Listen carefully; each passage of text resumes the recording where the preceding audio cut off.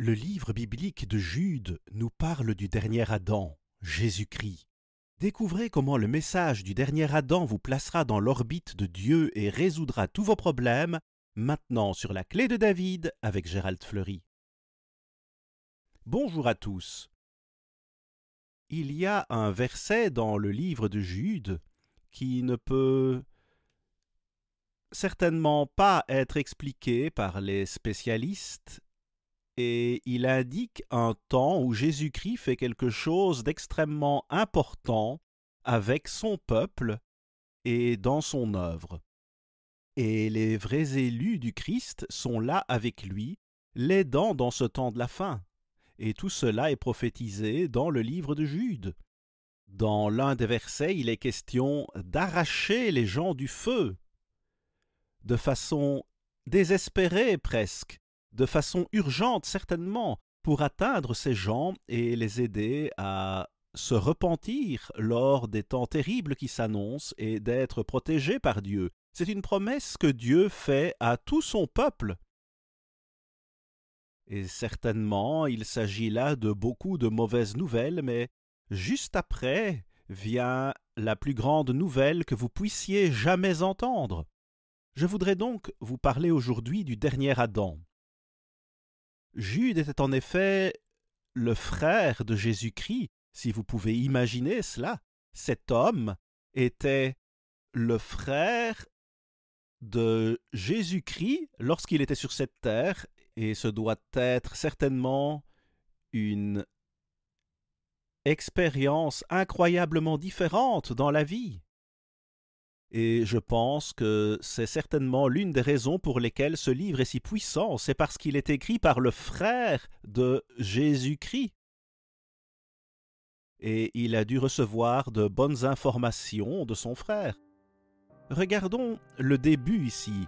Le livre de Jude a été écrit vers 68 ou 69 après Jésus-Christ, 1 an ou 2 ans avant l'Holocauste de l'an 70, qui s'est produit au 1er siècle. Et tout cela est un symbole de ce qui va arriver dans ce temps de la fin, si nous ne nous repentons pas. Vous pouvez prouver tout cela par vous-même, car l'an 70 après Jésus-Christ est mentionné et prouvé à de nombreuses reprises dans les Écritures, et vous pouvez facilement le prouver à partir de nos brochures. Jude parle du dernier temps, et ce mot « temps » signifie extrémité, le plus éloigné, en d'autres termes, le temps de la toute fin. Et le mot grec traduit par temps signifie mesure de moment, et aussi temps d'opportunité. C'est dans les tout derniers moments ou minutes du temps, selon la façon dont Dieu voit les choses, moins que la dernière heure même, et c'est extrêmement urgent. Or, Dieu dit aussi que c'est un temps d'opportunité pour le peuple de Dieu, des opportunités impressionnantes pour aider le propre peuple de Dieu, les 95% d'entre eux qui se sont détournés de Dieu dans ce temps de la fin. Et Dieu est en train de ramener certains d'entre eux et de les arracher du feu. Vous pouvez voir à quel point c'est urgent. Le temps est essentiel. C'est donc le pire moment qui soit, mais c'est aussi le meilleur moment d'opportunité pour que le peuple de Dieu transmette ce message au monde et au peuple de Dieu qui est devenu tiède et qui s'est détourné de Dieu. C'est donc le message d'avertissement qui est transmis, et Jude dit « Écoutez, vous devez vous souvenir de tout cela, n'oubliez pas ce qu'on vous a enseigné.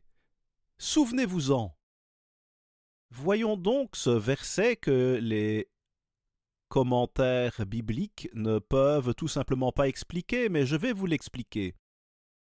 Au verset 14, voici ce qui est dit. C'est aussi pour eux qu'Enoch, le 7e depuis Adam, a prophétisé en ces termes « Voici, le Seigneur est venu avec 10 000 de ses saints. » Faut-il lire.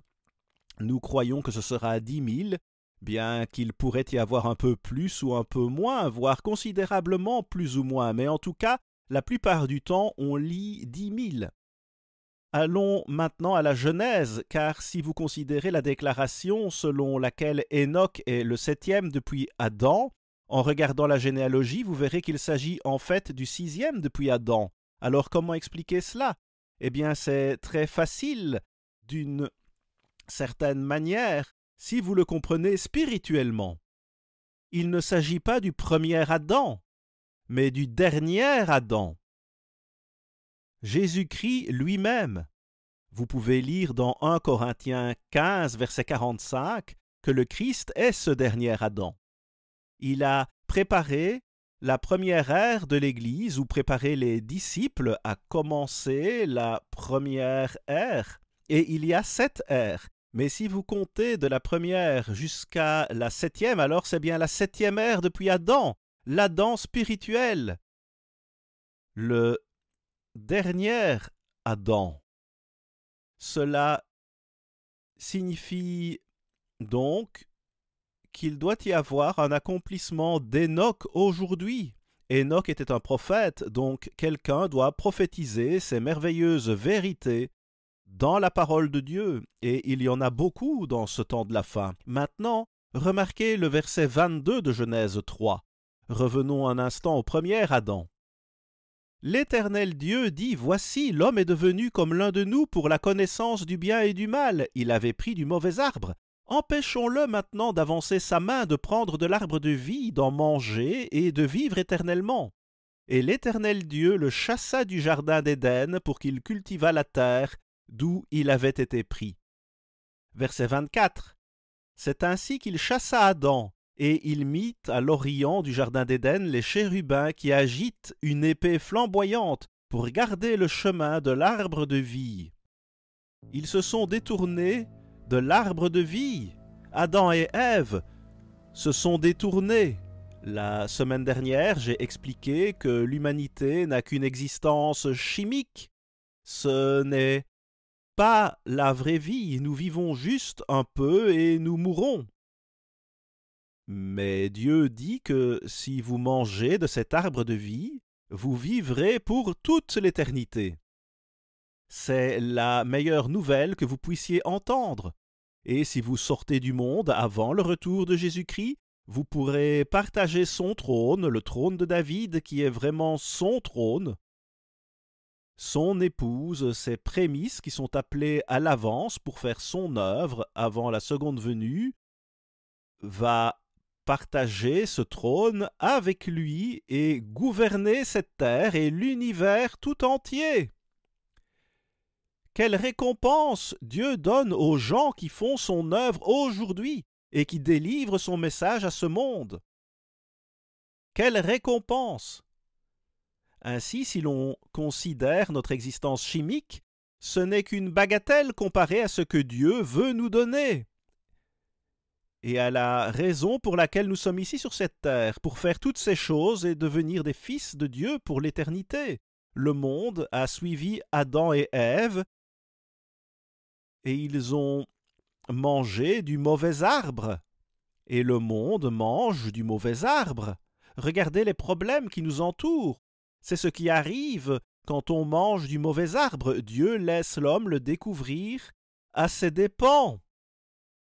Dieu dit, d'accord, je pourrais vous le dire très fermement, plus qu'il ne l'a fait dans le passé. Or cela ne vous prouverait rien, alors je vais vous laisser suivre votre propre chemin et vous prouver par les fruits que vous en recueillerez à quel point ce mode de vie est mauvais quand on choisit le mauvais arbre. C'est vraiment l'arbre de la mort, parce qu'il ne mène qu'à la mort, et jamais à la vie éternelle. Le verset 13 de Jude dit ceci, « Des vagues furieuses de la mer, rejetant l'écume de leurs impuretés, des astres errants auxquels l'obscurité des ténèbres est réservée pour l'éternité. Pensez-y, les étoiles errantes, elles ne font qu'errer. Elles sont hors de leur orbite. Satan est allé à Adam et Ève, et ils ont suivi sa pensée. C'est de cela qu'il s'agit, et c'est pourquoi Dieu l'inspire pour que cela soit présenté ici, et c'est pourquoi Jude en parle. ces étoiles errantes, vous voyez, Satan et ses démons. Et ils sont hors de l'orbite.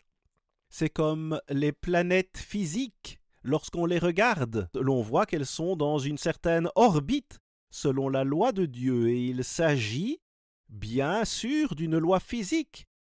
Mais ces anges se sont rebellés et ont abandonné Dieu, c'est là le problème. Alors, Dieu dit que dans ce temps de la fin, 95% de sa propre Église se sont détournés de Dieu. Et Dieu les rappelle à la repentance, en espérant les sauver physiquement et spirituellement. L'un ou l'autre est une grande récompense, mais le salut spirituel est une récompense beaucoup plus grande, bien évidemment. Or, vous voyez que si nous voulons être sur cette orbite, nous devons comprendre quelque chose au sujet du gouvernement de Dieu et de sa loi. Pour pouvoir être sur cette orbite et ne pas être dans le chaos, avec toutes sortes de problèmes comme vous le voyez dans ce monde aujourd'hui.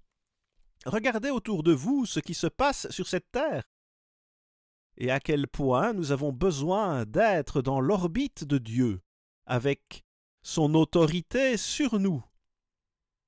Et cela n'arriverait jamais si tel était le cas. Nous avons vu le télescope Hubble et toutes ces belles perspectives dans l'univers.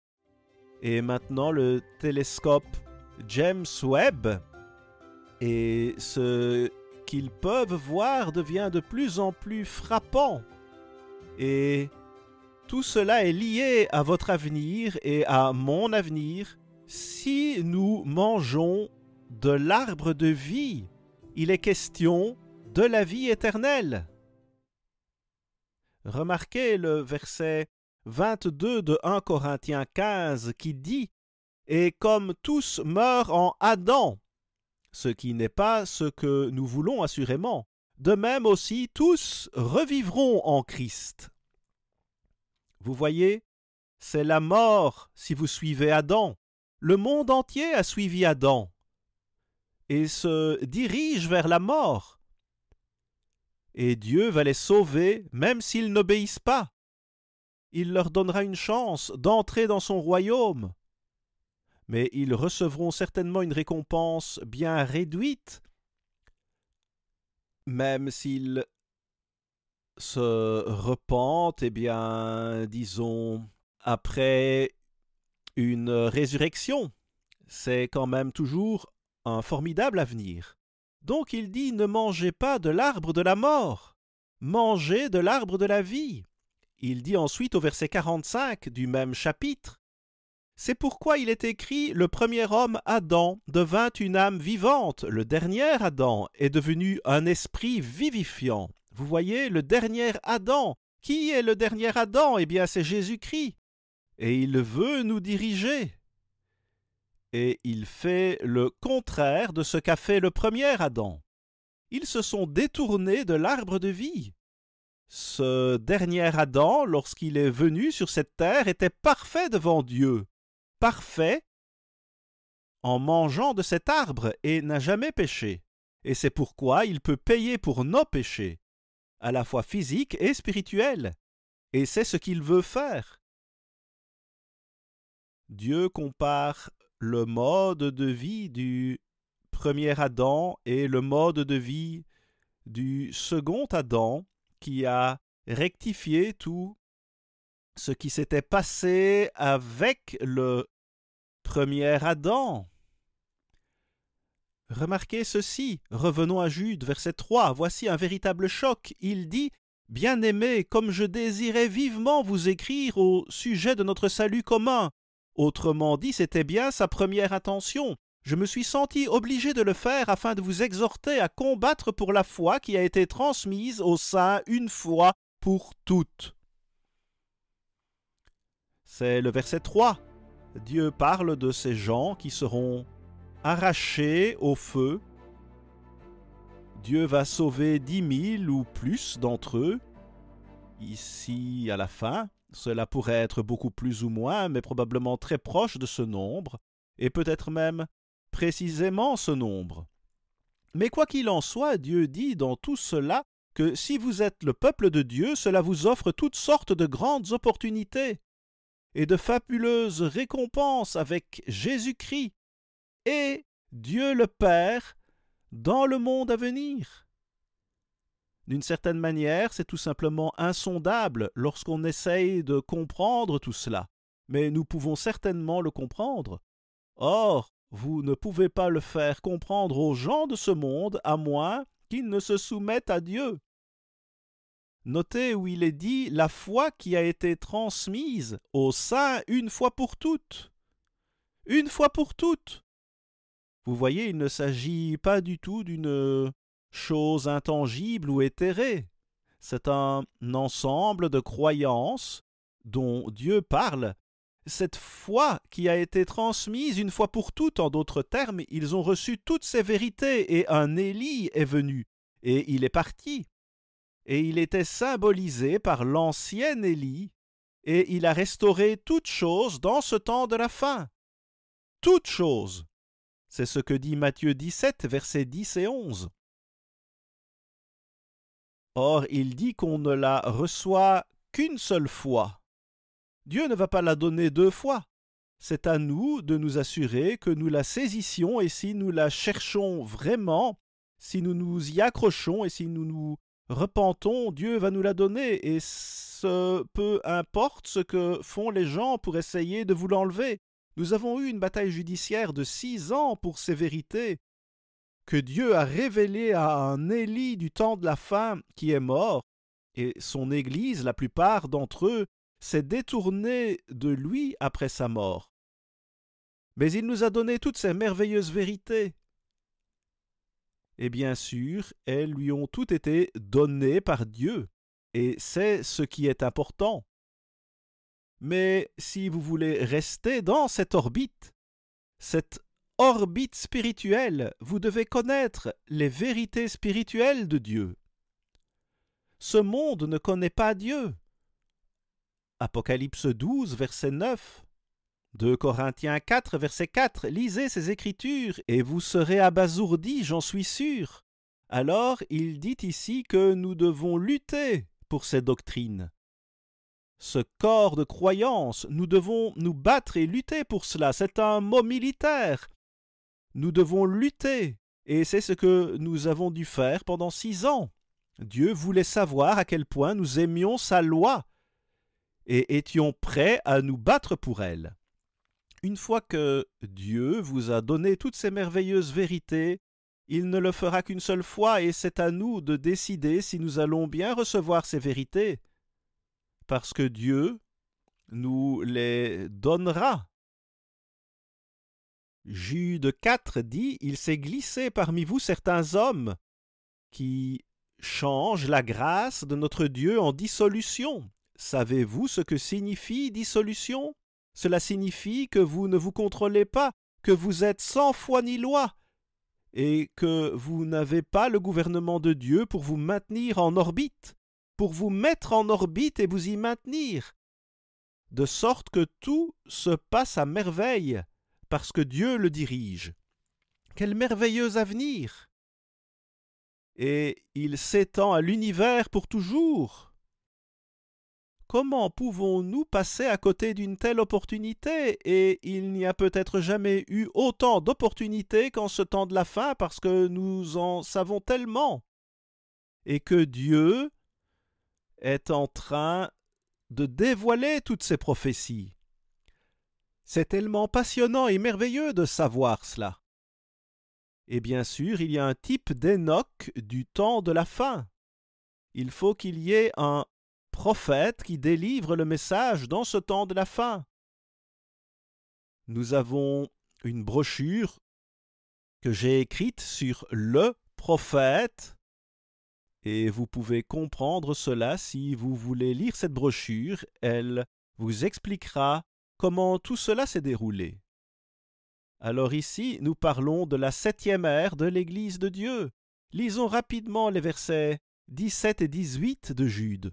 « Mais vous, bien-aimés, souvenez-vous, des choses annoncées d'avance par les apôtres de notre Seigneur Jésus-Christ.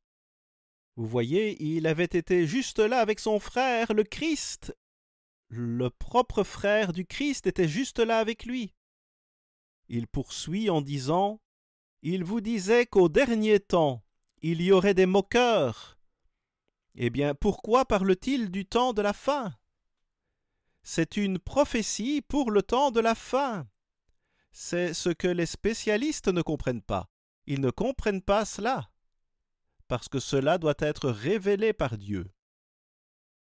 Et il n'y a pas d'autre moyen d'apprendre cela. Au dernier temps, il y aurait des moqueurs, et je vais expliquer cela davantage dans un instant, mais il est dit « marchant selon leur convoitise impie », et c'est ce qu'ils font dans le dernier temps. Alors le mot « temps » vient du grec « chronos », ce qui signifie une succession ou la mesure de moments, comme dans le mot « chronomètre ». Un appareil pour mesurer le temps avec une grande précision. Vous voyez, le temps est mesuré avec une grande précision. Et Dieu veut que nous comprenions cela. Et il a une abondance de récompenses pour vous, si vous participez à cela dès maintenant. Laissez-moi vous montrer ce que nous devons faire et ce que dit le Christ. Il ne suffit pas de regarder sa personne et de parler de lui pour que tout aille bien. Remarquez ce que vous devez faire pour être en orbite. 1 Pierre 2, verset 21. Et c'est à cela que vous avez été appelés parce que Christ, donc le dernier Adam, aussi a souffert pour vous. Oui, effectivement, il a été sauvagement battu, marqué comme aucun autre homme ne l'a jamais été, battu avant d'être sur la croix, puis après il a donné sa vie physique pour notre guérison, qui est le pardon des péchés, et lors de la crucifixion, son sang paierait pour nos péchés. Et remarquez ce qui est dit. Et c'est à cela que vous avez été appelés, parce que Christ aussi a souffert pour vous, vous laissant un exemple, afin que vous suiviez ses traces. Voilà, vous devez suivre ces traces. Cela signifie que nous devons nous repentir, n'est-ce pas? Remarquez le verset 22, voici comment il l'a fait, il vous donne quelques détails. Lui qui n'a point commis de péché et dans la bouche duquel il ne s'est point trouvé de fraude, waouh, il était parfait. C'est ainsi qu'il veut que nous vivions, que nous éliminions le péché de notre vie. Et nous pouvons avoir une attitude parfaite. Nous ne pourrons jamais être parfaits comme l'était Christ. Nous allons pécher. Nous sommes tous pécheurs, mais nous devons vraiment nous repentir lorsque nous péchons. Sinon, nous ne serons jamais proches de Dieu. Verset 23, lui qui, injurié, ne rendait point d'injure, maltraité, ne faisait point de menaces, mais s'en remettait à celui qui juge justement. Lui qui a porté lui-même nos péchés en son corps sur le bois ou sur le poteau, afin que, morts au péché, nous vivions pour la justice. Lui, par les meurtrissures duquel vous avez été guéris. Voulez-vous être guéris? Eh bien, vous devez comprendre les meurtrissures du Christ. Il s'agit de la guérison et de la manière dont il guérit aujourd'hui, tout comme il l'a fait lorsqu'il était sur terre. Il a fait beaucoup de guérisons. Verset 25. « Car vous étiez comme des brebis errantes, mais maintenant vous êtes retournés vers le pasteur et le gardien de vos âmes. » Vous voyez, c'est ce que Dieu veut que nous fassions. Nous devons avoir son exemple. Nous devons suivre ses traces et garder chaque parole que Dieu a proclamée. Matthieu 4, verset 4. Dieu veut que nous soyons remplis de joie. Et il a dit que nous allons avoir de la joie maintenant, mais quand Jésus-Christ reviendra, nous aurons une joie extraordinaire, dit-il. Une joie extraordinaire, une joie totale, tout le temps, pour toute l'éternité. C'est ce que Dieu veut donner à chacun d'entre nous si nous suivons le dernier Adam. C'est le chemin que nous devons prendre en suivant ses pas. À la semaine prochaine, ici Gérald Fleury. Au revoir les amis.